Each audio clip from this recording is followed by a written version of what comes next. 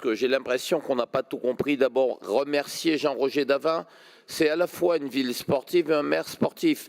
Et c'est vrai que chaque fois que je viens dans sa commune, ben, je me sens à l'aise. Je me sens à l'aise avec un maire qui a donné la priorité au sport. Et d'ailleurs, c'est pas un hasard s'il a accueilli un certain nombre d'équipes nationales pendant la Coupe du Monde de rugby ou même pendant le foot. Alors, merci Armel Julliard, gendarme.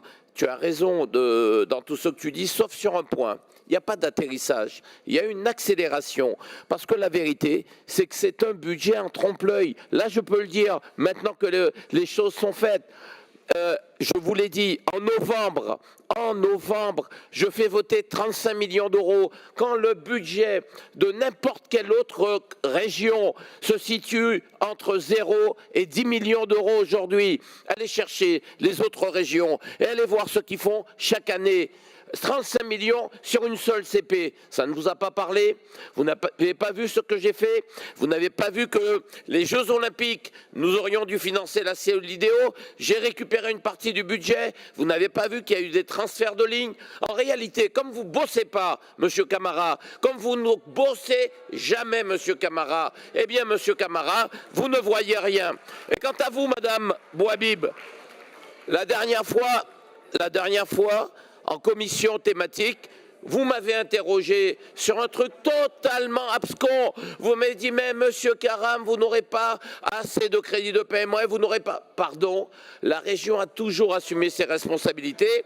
Au lieu d'aller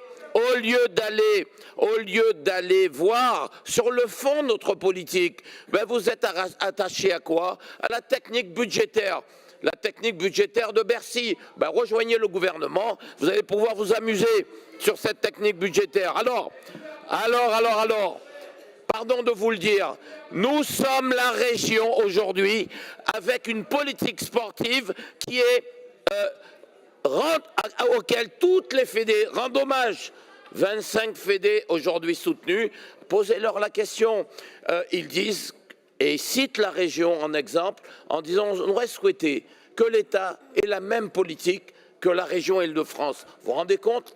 C'est que l'État est tombé bien bas ou bien la région est montrée très haut. Et au lieu d'être fier de la région et de tout ce qui a été mis en place, eh bien vous êtes en train de vous émeuvoir, vous êtes en train de pinailler. En fait, à l'époque où vous aviez 10 millions d'euros de budget, vous étiez content. Lorsque vous faisiez 10 équipements chaque année, vous étiez ravis. Eh bien, moi, je veux saluer dans ces cas-là mes collègues de la région Île-de-France, ceux du groupe majoritaire qui me soutient, qui nous soutient, qui soutient cette politique sportive. C'est vous, et c'est grâce à vous que la région a une telle politique. Alors oui, allez la dire dans les territoires. Le monde sportif sait ce que nous faisons quand on finance 137 000 formations de bénévoles, d'éducateurs, de dirigeants et de formations professionnalisantes, d'arbitres. 137 000 en une année, comment vous appelez ça? Sur 400 000, 450 000 bénévoles. C'est pas une politique ça, nous sommes les seuls à le faire. Pourquoi vous vous émouvez quand il y a 3235 équipements qui sortent de terre? Quand vous, c'était 60 ans, 6 ans. Pourquoi vous ne dites pas bravo la région? Pourquoi lorsqu'on finance 8000 petits clubs, pourquoi vous ne dites pas bravo la région? Et puis, je vais vous dire, je suis d'accord sur un point. Je suis d'accord sur un point. Je ne veux pas dire toute notre politique. On pourrait parler de ce qu'on fait sur la politique des femmes, sur les ambassadrices. C'est 42% de femmes, alors qu'elles ne sont qu'un tiers à être sur le haut niveau. Sur les événements sportifs, je vous ai donné le chiffre. Et nous avons survalorisé les événements féminins. Sur les clubs d'excellence, c'est la même chose. Valoriser les clubs élites. Sur les 126 clubs soutenus, majoritairement ce sont des clubs élites féminins. Sur la parité dans la gouvernance sportive, vous n'avez pas vu ce que nous avons fait. Ce que nous avons fait avec Brigitte Henriquez, l'ancienne patronne du CNOSF. Brigitte Henriquez, nous avons mis en place un dispositif. Tu as certes la voix qui porte, mais là-bas on n'écoute plus rien. Si vous pouvez juste écouter, ou au moins faire semblant d'écouter Patrick Karam pour encore 2 minutes. On vous en sera gré, merci. C'est pas grave s'ils n'écoutent pas, de toute façon ils retiendront rien. Vous avez vu que même Agen il est en forme, donc. Alors, ensemble pour la parité, mais c'est quoi ça? C'est simplement pour mettre les femmes en situation dans nos ligues, nos comités et nos fédés. Mais il faut par contre pouvoir les accompagner, les former et puis les pousser. C'est le sens de ce programme-là, est totalement innovant. Nous sommes le seul à les porter. Et s'agissant des tickets loisirs, 2600 séjours, dont, écoutez bien, attachez-vous, 1410 séjours pour les femmes victimes de violences.